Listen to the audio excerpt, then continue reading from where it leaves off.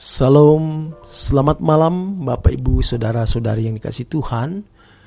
Jumpa kembali bersama saya Z Ferry dalam Renungan Malam Pendeta Dr. Erastus Sabdono. Malam hari ini bertemakan berkuasa atas dosa. Hal kesucian pasti menyangkut integritas. Jadi jangan berpikir kalau di tengah-tengah hidup di dunia yang jahat ini kita tidak bisa hidup suci. Kesucian harus dibangun secara natural dan proporsional. Sebab kesucian itu bukan sesuatu yang kita peroleh secara otomatis, melainkan dibangun dari benturan-benturan. Dan dalam hidup keseharian kita, pasti kita dapati banyak. Paling tidak pasti ada benturan. Sebagaimana dalam Amsal 27 ayat 17 dikatakan demikian. Besi menajamkan besi, orang menajamkan sesamanya. Dan Tuhan akan mengizinkan benturan-benturan dalam hidup supaya kita menjadi orang yang anti benturan. Maka agar kita dapat memperoleh bagian dalam kekudusan Allah, kita harus memiliki ketahanan hidup. Dalam Kejadian 4 ayat yang ke-6 sampai dengan 8 dikatakan, firman Tuhan kepada Kain, "Mengapa hatimu panas dan mukamu muram? Apakah mukamu tidak akan berseri jika engkau berbuat baik? Tetapi jika engkau tidak berbuat baik, dosa sudah mengintip di depan pintu. Ia sangat menggoda engkau, tetapi engkau harus berkuasa atasnya." Kata Kain kepadanya, Habil, adiknya, "Marilah kita pergi ke padang." Ketika mereka ada di padang, tiba-tiba Kain memukul Habil, adiknya itu, lalu membunuh dia. Dosa datang karena Kain tidak melakukan apa yang baik dan benar di mata Tuhan. Hatinya menjadi murka karena iri melihat bagaimana persembahan Habil, adiknya, diterima Tuhan.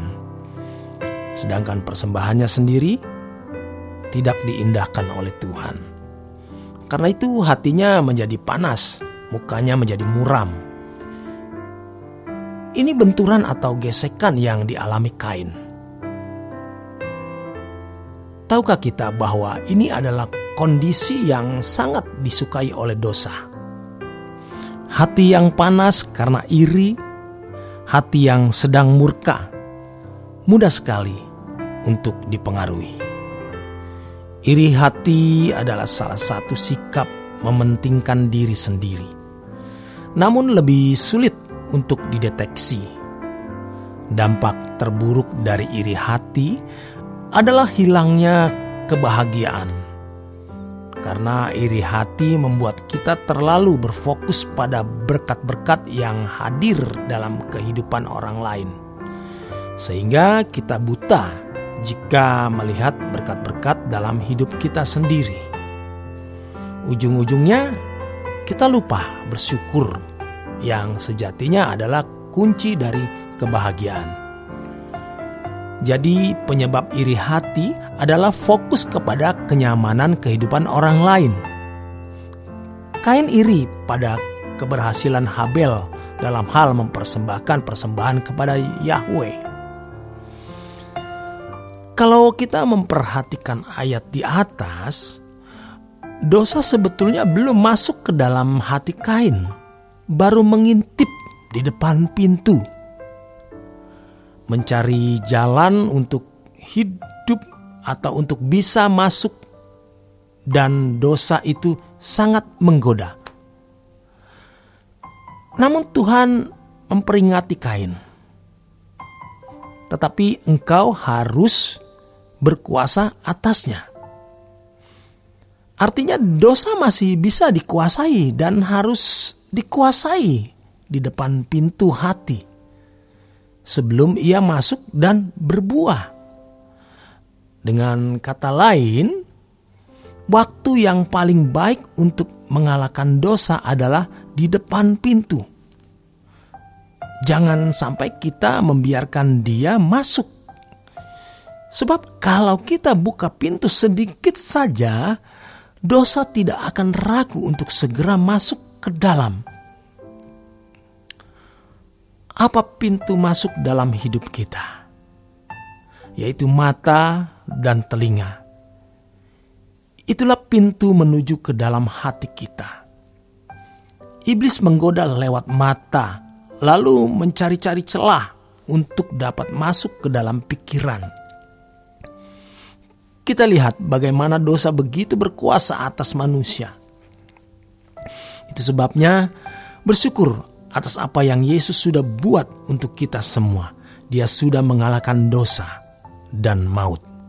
1 Korintus 15 ayat 55 sampai dengan 58. Namun meskipun dosa sudah dikalahkan, bukan berarti bahwa dosa itu tidak berdaya.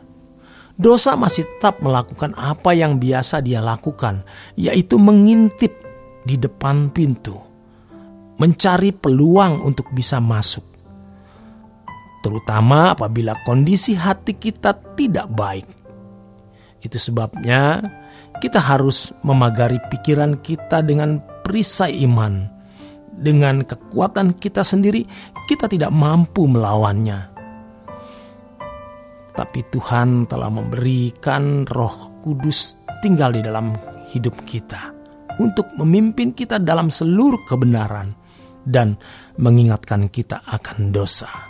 1 Korintus 6 ayat 19 sampai dengan 20. Masalahnya, maukah kita mendengarkan suara Roh Kudus dan menurutinya? Semakin kita mau taat kepada Dia, semakin kita mau berserah kepada Dia, semakin Dia akan memimpin kita. Atau malah kita tidak mendengar suaranya. Lalu, suara siapa yang kita dengar selama ini? Tuhan bisa menempatkan orang-orang di sekitar kita yang bisa menegur kita, menasihati kita, dan membimbing kita.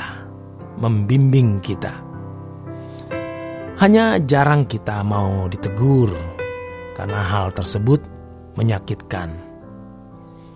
Perubahan sulit terjadi kalau kita hanya mau mendengar dan menaati apa yang kita mau dengan sesuai selera kita.